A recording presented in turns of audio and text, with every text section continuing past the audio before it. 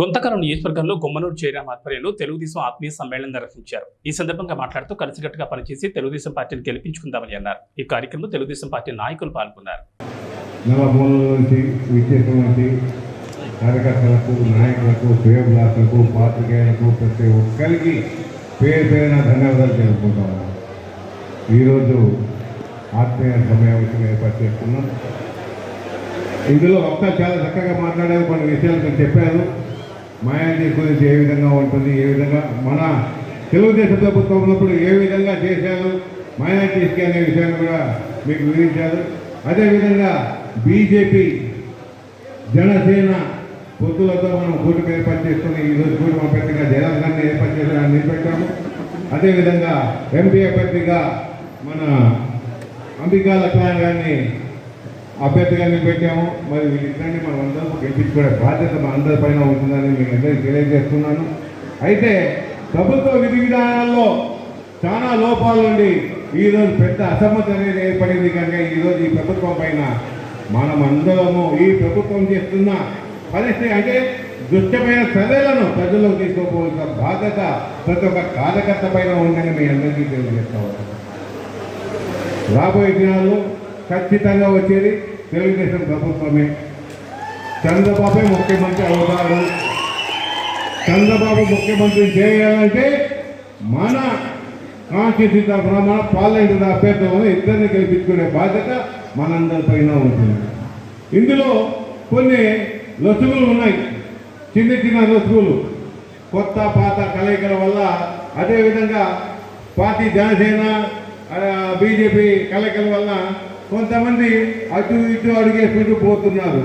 అయితే కలిసికట్టుగా పోతేనే మన విజయం ఉంటుందని మీ అందరికీ తెలియజేస్తా ఉన్నాను. దీంట్లో చిన్న చిన్న మనస్తాపాలనే ఉన్నాయి. ఏదో ముందు పోయినారు కదా, వెనక్కిపోయినారు కదా. ముందు పోయినా ఒకటి, వెనక్కిపోయినా ఒకటి. కష్టపడేవానికి ఖచ్చితంగా ఫలం అనేది ఉంటుంది. ఈ ఐదేళ్లలో మన ప్రభుత్వం లేకున్నప్పుడు కష్టపడే ప్రతి కార్యకర్తకు ఖచ్చితంగా తెలుగుదేశం పార్టీ అండగా ఉండాలని తెలియజేస్తాను. నా వరకు, నా కుటుంబం వరకు ప్రతి కార్యకర్తకు అండగా ఉండేదే కాకుండా మా ఇంటి కలుపులు కూడా మీకోసం తీసుకొచ్చింటామని తెలియజేస్తాను. ఈ రోజు చేసే ఈ ఎన్నికలు చాలా ప్రతిష్టకరమైనవి. దీంట్లో ఖచ్చితంగా మనం విజయం సాధించుకోవాలి. గత ప్రభుత్వం ఈ 5 ఏళ్లలో మన కాన్స్టిట్యూన్సీకి ఎంతవరకు అభివృద్ధి చేసినారని మీ అందరికీ తెలుసు. ఇంటింటికి తిరిగే కార్యకర్తలు ఎక్కడెక్కడ ఏదో బాధపడింది చూశారు, ఎవరు ఏ విధంగా విలపించింది చూశారు, రైతులు ఏ విధంగా నష్టపోయింది చూశారు. ఎన్నో సమస్యలు మనం చూసాం. మరి ఈ విధంగా ఉన్నటువంటి ప్రభుత్వానికి బుద్ధి చెప్పే టైం మనకు ఆసన్నమైంది. ఈ ప్రభుత్వానికి గట్టి రోజులు అడ్డుపడ్డాయి కనుక ఖచ్చితంగా రాబోయే దినాల్లో మన ప్రభుత్వం గెలిచే విధంగా ఏవైతే సూపర్ 6 పథకాలను మన చంద్రబాబు నాయుడు గారు మనకి నిర్దేశించాడు, దాన్ని అన్నింటినీ తీసుకుపోయి ప్రజలకు తీసుకుపోయి చైతన్యం చేసి ఖచ్చితంగా ప్రభుత్వాన్ని ఏర్పడే విధంగా ప్రజల్లోనే చైతన్యం తీసుకొచ్చి ఓటు తెప్పించుకునే బాధ్యత ప్రతి కార్యకర్త పైన ఉంది. అదేవిధంగా మనకి చంద్రబాబు నాయుడు గారు ఎలక్షన్స్లో సునాయాసంగా ఎలక్షన్ ఏ విధంగా కండక్ట్ చేసుకోవాలని ఒక పద్ధతిని ఆయన సూచించాడు. దాంతో భాగంగానే ఈరోజు మన కాన్స్టిట్యూన్సీలో క్లస్టర్స్ ఇన్ఛార్జ్లను ఏర్పాటు చేయడం జరిగింది. వాళ్ళకి యూనిట్ ఇన్ఛార్జ్లను ఏర్పాటు చేయడం జరిగింది. అదేవిధంగా బూత్ కన్వీనర్లు ఏర్పాటు చేయడం జరిగింది. వీళ్ళందరికీ ప్రాధాన్యత కల్పిస్తూ వాళ్ళ ద్వారా వాళ్ళ ముందుకు తీసుకొని పోయి ప్రజల్లో మమేకం చేస్తే మనం ఖచ్చితంగా గెలిచే అవకాశాలు ఉన్నాయని మీ అందరికీ తెలియజేస్తాను. దీంట్లో ముఖ్యంగా ఏదైతే క్లస్టర్స్ ఇన్ఛార్జీలు ఉన్నారో వాళ్ళ భుజస్కంధాల పైన వాళ్ళ బాధ్యతలు వేసుకొని ప్రతి బూత్ కన్వీనర్లు ఆయన పని చేయించుకోవాలి, ఏ విధంగా పని చేయించుకోవాలో ఒక ప్లానప్ చేసుకొని ఆ ప్లాన్ పద్ధతిలో క్లస్టర్స్ ఇన్ఛార్జీలు చేసుకొని పోతే చాలా సునాయాసంగా ఉంటుంది. దీన్ని ప్రస్తుతం ఇక్కడ ఉన్నటువంటి అభ్యర్థులు కూడా గమనించుకొని ఏ విధంగా చూసుకోవాలని వాళ్ళందరితో మమేకమై చేసుకొని పోతే బాగుంటుంది.